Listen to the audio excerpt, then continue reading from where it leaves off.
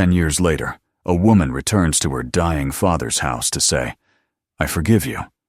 But when she goes up to the attic, she finds an old Shelby covered in dust, and the truth he had been hiding all these years. Subscribe to the channel and write in the comments which city you are watching from. The road back to her father's house stretched endlessly through the fading light, a long ribbon of asphalt bordered by autumn fields that had already begun to die. Emma Harris gripped the steering wheel as though holding on to time itself. The last time she had driven this way, she had been 20, furious and determined never to return. That was 10 years ago. 10 years of silence that had grown thick and unspoken between them. Now she was coming back, not because she wanted to, but because there was no one else left to come. The letter had been brief, written in the shaky hand of Mrs. Lang, the elderly neighbor who had lived across the street her entire childhood. "Your father is very ill," it read. "He won't last long. You should come if you can." There had been no plea, no sentiment, just those few simple words that pierced her chest harder than any rebuke could. She hadn't hesitated long. By the next morning, she was on the road, a suitcase in the back seat, and 1,000 memories pressing against the windows. The town appeared almost unchanged, a quiet place that time seemed to have forgotten. The gas station still stood at the corner, its sign faded. The small diner, where she and her father used to eat pancakes on Sundays, still had the same cracked windows and the smell of old coffee that drifted into the street. Yet something felt smaller now, as if the world itself had shrunk in her absence. Maybe it wasn't the town that had changed, but she. The anger that once filled her like a roaring engine had burned out, leaving only the hollow hum of regret. Her father's house waited at the end of a gravel road, crouched beneath a canopy of overgrown oaks. The gate was rusted, the mailbox leaning, the once bright blue paint of the porch now dull and blistered. For a long time, she sat in the car, staring at the windows that reflected nothing but the dimming sky. It was strange how a place could look both exactly as she remembered and utterly foreign at once. She could almost see herself there, a teenage girl laughing, holding out the keys to a car, her father beside her, proud and smiling. That was before everything changed. When she finally stepped out, the air was thick with the smell of wet leaves and motor oil. The door creaked as she pushed it open, and the scent of old life rushed out to meet her. Dust, wood polish, and something faintly metallic. Everything was where it had always been. The worn leather chair by the window, the shelves of magazines, car and driver, road and track, issues from decades past. And above the fireplace, the framed photograph of her father standing beside a gleaming Shelby Cobra, one arm thrown across the open door, the other waving to the camera. She had been 6 when he took that photo. That car had been the heartbeat of his life back then. Mrs. Lang's soft voice broke the silence. The old woman had followed her inside quietly, carrying a grocery bag of medicine and soup. She looked smaller than Emma remembered, her hair pure white now, her movements careful and slow. "He doesn't talk much anymore," she said. "Spends most of his time upstairs. You'll find him in the bedroom at the end of the hall. Just don't go up to the attic. He's always been strange about that place." Emma nodded, though the words made her curious. The attic. She could still hear his voice from years ago, stern, unyielding, telling her never to go up there. As a child, she had imagined treasures, secrets, maybe even the legendary cobra hidden under a sheet of dust. Later, when their relationship fractured, that attic became a symbol of everything he withheld from her, his explanations, his warmth, his love. She took a slow breath and went up the stairs. The wooden steps groaned under her weight, each one echoing like a heartbeat. At the end of the narrow hallway, a dim light flickered from beneath a half-open door. The smell of medicine and damp linen filled the air. Her father lay on the bed, his frame thinner, smaller than she remembered, his once powerful hands trembling weakly atop the blanket. When his eyes opened, she saw recognition there, a flash of surprise, then something softer, almost relief. "Emma," he whispered. The sound was fragile, the syllables breaking apart like dry leaves. She wanted to say something, anything, but no words came. The last time she had spoken his name, it had been through clenched teeth, shouted over the roar of a car engine. Now, all she could do was take his hand, feeling the paper-thin skin, the faint pulse beneath it. "I came back," she said finally, though the words sounded small and strange in the heavy room. He nodded, his eyes drifting toward the ceiling as if searching for something there. "Don't go up," he murmured. "Not the attic. Promise me." His voice cracked, then faded. Emma froze. Even now, after all these years, he was still giving orders. A flicker of anger rose in her chest, but it died just as quickly when she saw the fear in his face. Not anger, not stubbornness, fear. She squeezed his hand gently, but he had already closed his eyes, his breathing shallow. That night, she stayed in the house. She couldn't bring herself to leave. The rain came down hard outside, hammering against the windows, dripping through the old gutters her father had always meant to fix. The rooms were full of ghosts, the smell of gasoline, the faint echo of laughter from another decade, the rhythmic tick of a clock that hadn't been wound in years. She wandered through the kitchen, tracing her fingers along the counter, the worn marks on the table where her father had repaired carburetors and sorted spark plugs like puzzle pieces.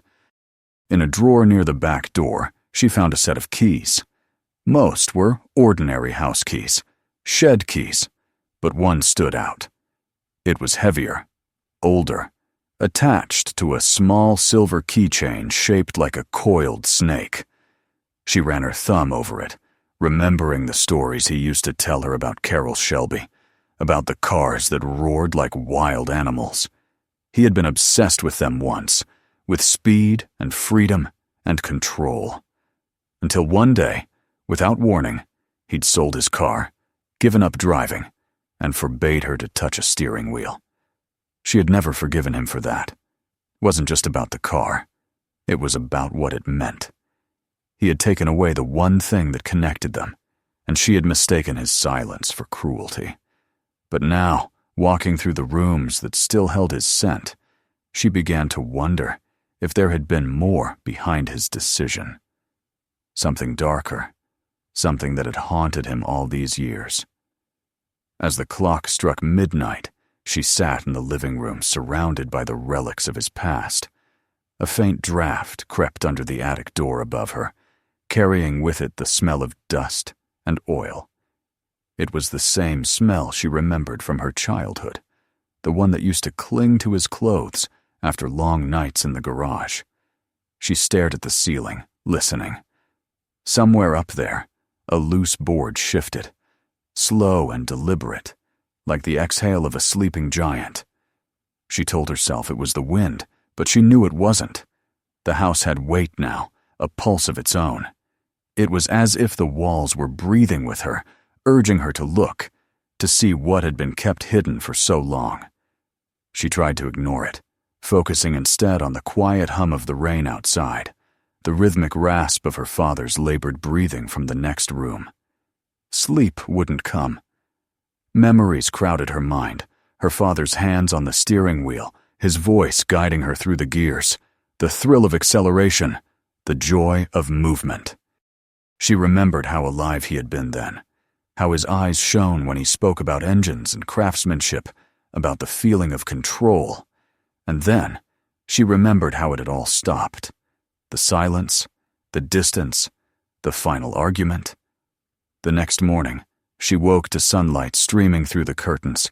Her body ached from sleeping on the couch, her mind foggy from restless dreams. The house was still. She went to check on her father.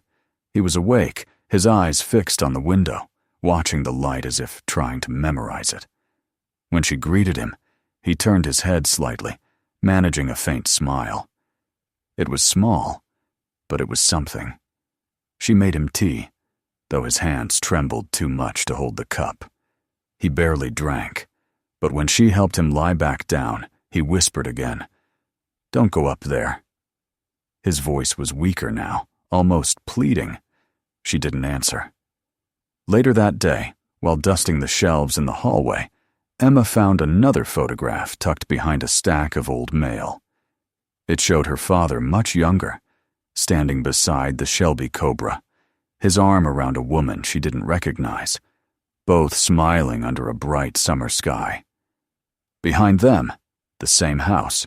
This house looked new, alive.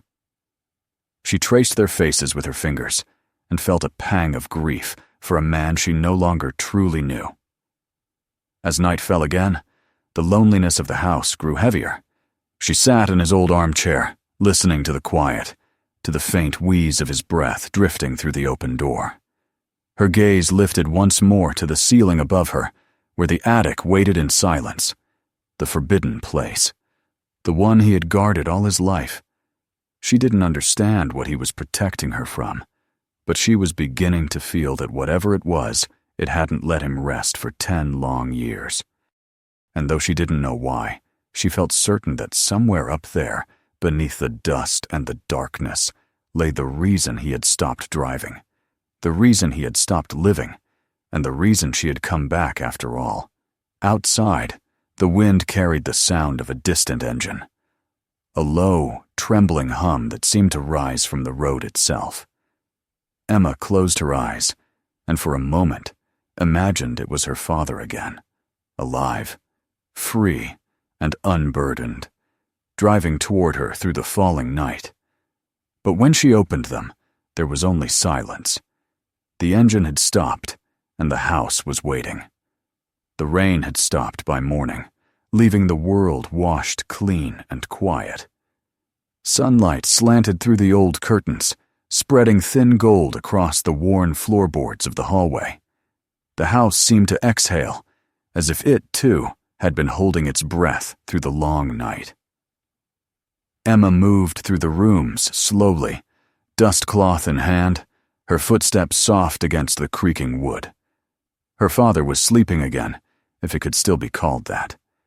His breathing was shallow, uneven, like the rhythm of an engine running on its last drop of fuel.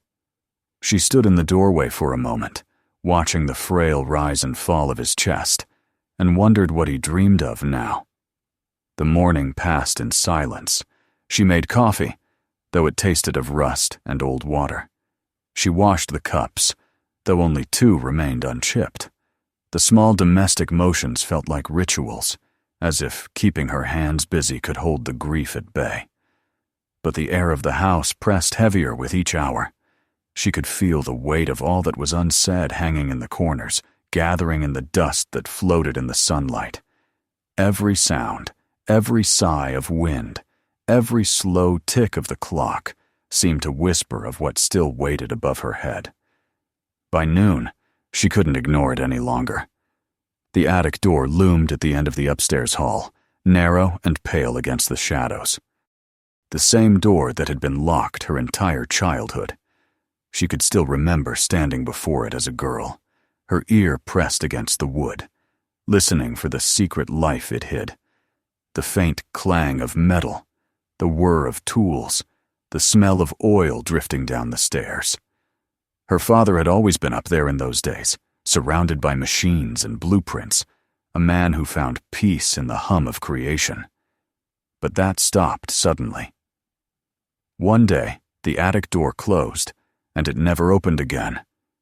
She stood there now, grown and trembling, the silence beyond it thicker than any memory. Her hand brushed the cold brass of the handle. It didn't turn. Somewhere in the house, a floorboard creaked, as though the place itself disapproved. Emma hesitated, then remembered the set of keys she had found the night before, the heavy one with the silver snake. She pulled it from her pocket, its metal warm from her touch, and fitted into the lock. It turned with a long, reluctant groan. When the door opened, a breath of air escaped, dry, stale, and filled with the scent of time. Dust motes swirled in the narrow shaft of light. The stairs stretched upward, steep and narrow, each step layered with cobwebs and the faint shimmer of disuse. For a moment, she considered closing it again. Her father's warning echoed in her head, his voice ragged with fear. But something stronger than caution pulled her upward, something between curiosity and love, between guilt and the need to understand. The first thing she saw when she reached the top was the light. It leaked through the small window at the far end of the attic, fractured by the web of cracks in the glass. The air was thick and golden, alive with dust that danced like ash in sunlight. And there, beneath a heavy tarp in the center of the room, was a shape she could not mistake. The lines of it were unmistakable, sleek, muscular, proud even in stillness. Her breath caught in her throat. With trembling hands, she reached for the edge of the tarp and pulled. The fabric resisted at first, then gave way in a slow unfurling, releasing a puff of dust that made her cough. The sight beneath it silenced her completely. It was a car, but not just any car. The curved fenders, the gleam of the chrome, the signature white racing stripes faded beneath years of grime. She knew this car. 1965, Shelby Cobra 427, her father's pride, his dream. The same one from the photograph in the living room, the same one that had once been the sound of her childhood. The years had not been kind to it. Dust lay thick across the hood. Spiderwebs clung to the tires, and the blue paint had dulled to the color of smoke. But even in decay, it was beautiful. The kind of beauty that whispered of speed, of freedom, of nights spent chasing horizons. She stepped closer, her hand hovering above the hood, afraid to touch. When her fingers finally met the cold metal, a shiver ran through her, a pulse of memory that felt almost alive. For a long time, she just stood there, the air heavy with ghosts. Her father's voice filled the silence, vivid in her mind. "Feel the road through the wheel, Emma. Don't fight it. Listen to it. That's how you know you're in control." She could see him as he was, then laughing, confident, the wind pulling at his hair as they raced down the empty highway together. She had been a child then, the passenger in his world, believing him invincible. It was hard to reconcile that image with the frail man lying downstairs. Her eyes drifted to the dashboard, where a small photograph was wedged behind the cracked glass of the speedometer. It was old, faded, her father holding her as a child beside the same car, both smiling. She swallowed the ache in her throat. Something inside the car caught her eye, a glint of brass from the passenger side visor. She reached in, pulled it down, and found a small key taped to the underside. The number 427 was scratched faintly on its surface. Her stomach tightened. The trunk.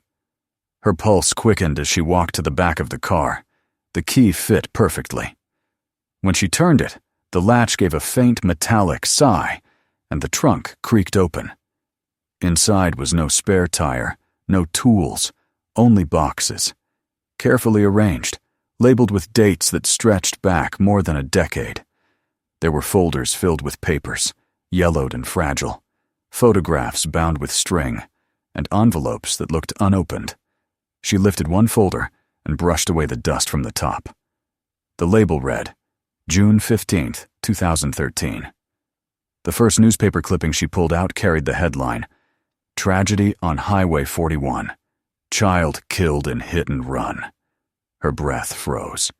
Beneath it were smaller cutouts editorials, follow-up reports, a blurry photograph of the accident site. She flipped through them with shaking hands, each page heavier than the last. There were maps with red ink markings, police documents photocopied and annotated in her father's handwriting, and on one page, a single line scribbled in the margin, It was me. Emma sank onto an old stool nearby. The air in the attic seemed to thin, pressing against her chest. It didn't make sense at first. Not the man she knew. Not the man who couldn't bear to kill even a spider in the house. Yet as she read, the truth unfolded piece by piece. 10 years ago. A rainy night. A boy running across the road. Headlights. A scream. Her father behind the wheel of the Shelby Cobra. No witnesses. The boy's parents moved away soon after. The case remained unsolved. She found a notebook next, his handwriting dense and uneven. I saw his face in the glass, every night since. I hear the engine start, and I see him again. I tried to confess, but no one would listen. They called it an accident with no suspect. So I punished myself. I put the car away. I took her keys. I took her freedom. I thought maybe that would balance the scales. Tears blurred her vision. Now it all made sense. The sudden silence, the fear, the isolation. He hadn't been trying to control her. He had been trying to protect her from himself, from what he had done, from the possibility that fate could repeat itself. His guilt had built walls around him, until the only place he could bear to live was the one filled with ghosts. The light outside dimmed as clouds gathered again. She sat there for what felt like hours, reading the letters he had written to no one, letters of confession, of apology, of torment. He had kept them here like relics, preserved proof of a crime that no one but he had ever known. And all this time, she had hated him for what she thought was weakness. When she finally stood, her knees trembled. The attic felt smaller now, suffocating with truth. She replaced the papers carefully, her hand steady even as her heart quaked. There was no anger left in her, only sorrow, and an overwhelming need to tell him that she understood, that she forgave him, that she was sorry for leaving him alone all these years. As she descended the stairs, the light below flickered weakly. The air grew colder with every step. The house was quiet, but not the peaceful quiet of sleep. Something heavier, final. She reached the bottom and hurried to his room, the words of forgiveness already forming on her lips. He was lying as she had left him, but the stillness was different now. The shallow rhythm of breath had stopped. His face, once lined with pain, was calm. One hand rested over his chest, the other hanging limp at his side, and in his palm, glinting faintly in the fading light, was the small silver key, the one with the snake. Emma fell to her knees beside him, her chest breaking open with soundless grief. She took his hand in both of hers, clutching the cool metal as if it were his heart she could still hold. All the years between them collapsed in that moment. The fights, the silence, the distance, replaced by the unbearable simplicity of loss. Outside, thunder rolled again, soft and distant. She stayed there through the evening, her head resting on the edge of the bed, whispering words he could no longer hear. She told him she knew everything. She told him she forgave him. She told him she loved him, even though she had taken too long to say it. When the last light of day faded from the room, she lifted the key from his hand and closed his fingers gently around the emptiness left behind. The silver snake gleamed faintly in the shadows as she pressed it to her chest. It was no longer just a symbol of what he loved. It was a piece of what he had lost. She sat there until the night crept in fully. The only sound, the distant echo of rain beginning again on the roof. Somewhere above her, in the darkness of the attic, the old Shelby Cobra waited, silent and still. But she knew now it was more than a machine. It was his confession, his penance, his memory.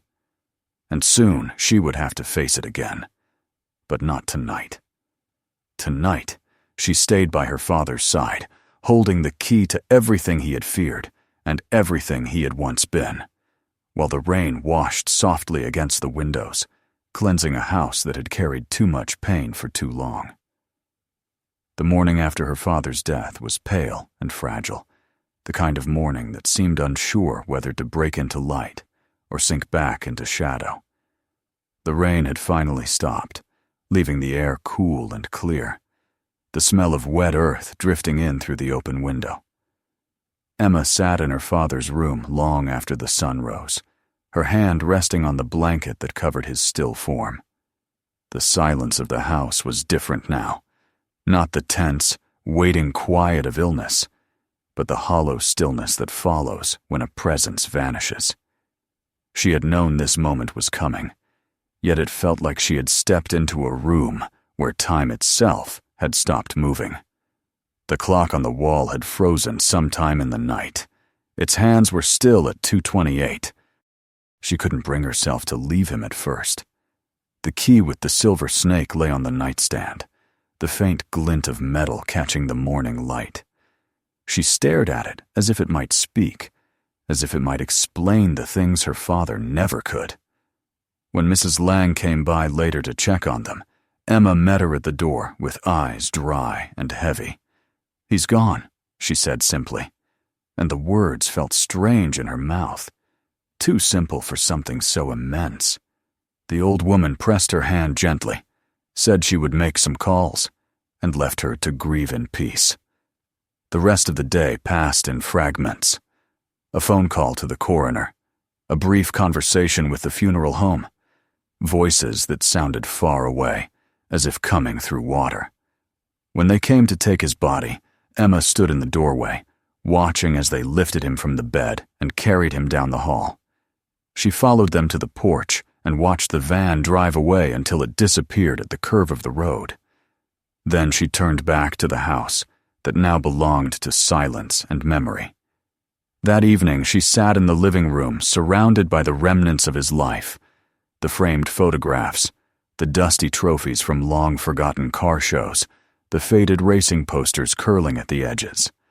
She traced the edge of one of the frames, her fingers catching on the small imperfections in the wood.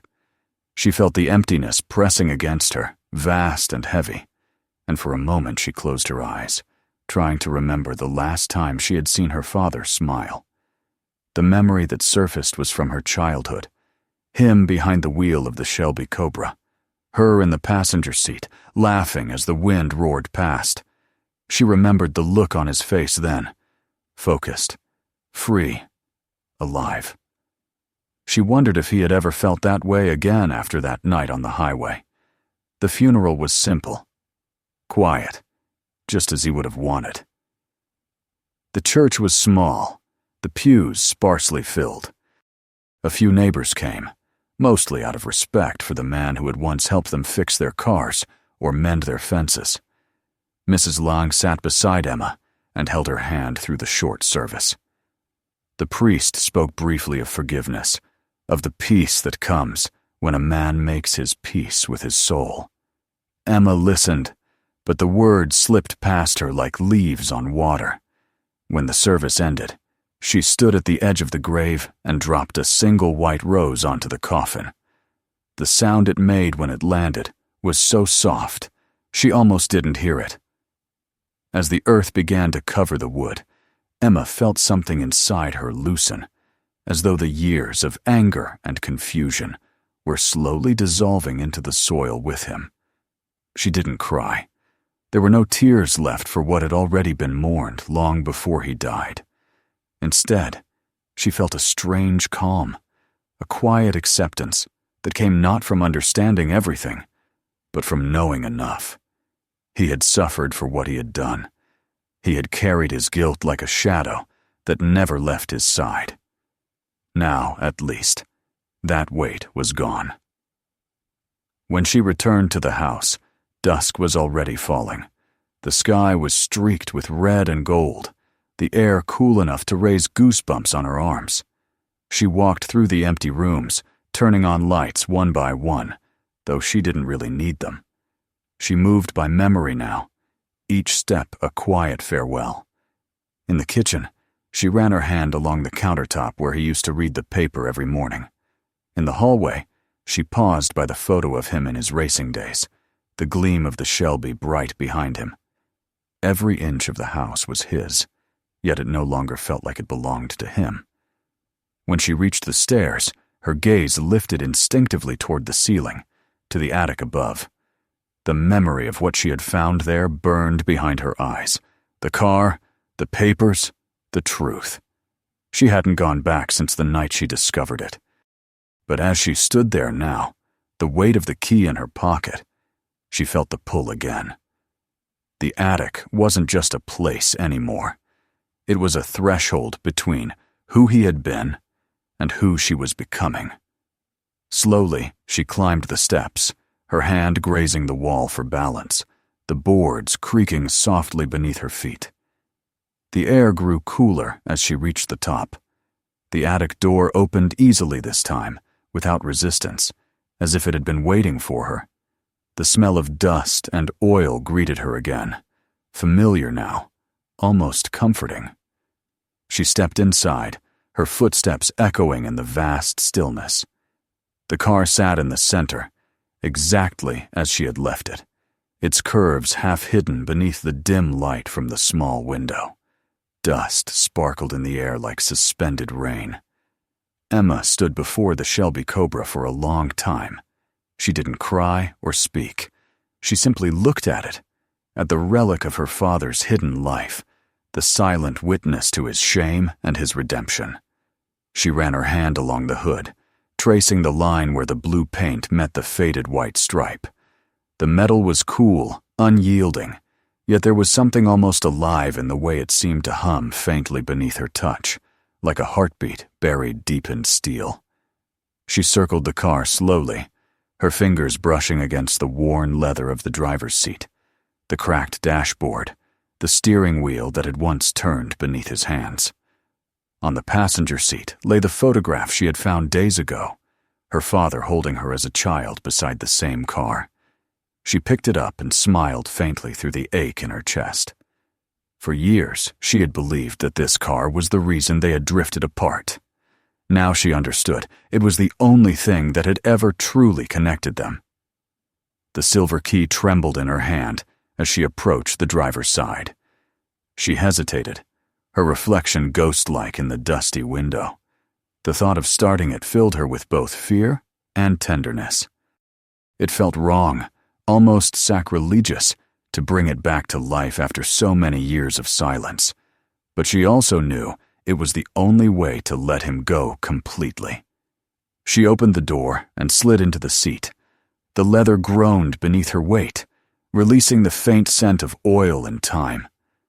For a moment, she just sat there, hands resting on the steering wheel, eyes closed. The air was thick with memory, the sound of rain on the windshield, her father's laughter, the hum of the engine that used to fill this very space. She turned the key over in her fingers. Then, with a slow breath, she pushed it into the ignition. The first attempt produced only a cough, a metallic rasp that echoed through the attic. She tried again. The engine shuddered, sputtered, then went quiet. A third time, and suddenly the silence broke. The car roared to life, the sound deep and guttural, reverberating through the floorboards and the walls, shaking loose the dust from the rafters. Emma gasped as tears sprang to her eyes. The air filled with vibration, with the growl of power long dormant. It was deafening, glorious, alive. She gripped the wheel tightly, her whole body trembling. The engine's voice was his voice now broken, repentant, but still strong. It filled the house, echoing through every empty room, down the staircase, through the floor. The vibrations reached the very foundation, as though the house itself recognized the sound it had not heard in a decade. For a moment, she thought she saw him sitting beside her, not the frail man from his final days, but the father from her childhood.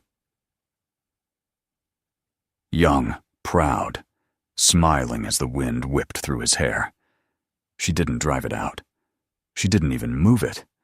She just sat there, letting the sound wash over her, feeling the pulse of forgiveness in every vibration. It wasn't the noise of guilt anymore. It was the sound of release. The car that had once carried tragedy now carried peace.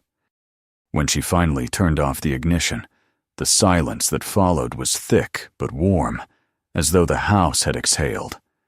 The dust settled slowly back to the floor. Emma rested her head against the steering wheel, her tears falling freely now, not of sorrow, but of understanding. "You can rest now," she whispered. "It's over." She left the car as it was, the faint smell of gasoline still hanging in the air, the warmth of the engine slowly fading. Downstairs, the house seemed softer somehow, lighter. She moved from room to room, closing drawers, folding blankets, collecting the few things she wanted to keep. A photograph, a notebook, the silver key. Everything else would stay behind. As the sun began to set, Emma stood on the porch one last time. The sky burned with color, streaks of amber and crimson stretching toward the horizon. She looked back at the house, its windows glowing faintly in the evening light. For the first time, it no longer looked haunted. It looked at peace. She locked the door and slipped the key into her pocket. The next morning, she packed her car. There was nothing left to hold her here now. Before she drove away, she looked once more toward the attic window, half expecting to see him there, watching as he used to when she left for school. But there was only sunlight glinting through the glass. She smiled through the ache and started her engine. The sound rose softly, steady and alive. As the car rolled down the gravel drive, the wind caught her hair, and she felt the same thrill she once had as a child, the pulse of the road beneath her, the hum of motion, the promise of distance. For a moment, she could almost hear his voice beside her, calm and proud. "That's it, Emma. Don't fight the road. Feel it." She whispered to the empty seat. "I do, Dad. I feel it." The house grew smaller in the rearview mirror, a blur of blue and shadow against the rising light. Somewhere inside, the old Shelby Cobra waited, silent once more, its heart finally at rest. And as Emma merged onto the open road, the past slipped gently behind her, leaving only the steady rhythm of the engine. The same sound her father had feared, the same sound that now carried her forward into a life that, for the first time, felt entirely her own. Don't forget to subscribe so you never miss our next story. Watch the next video right here. Everyone reveals something deeper than the last. And if this story moved you, share it with your friends and family. Let them feel it too.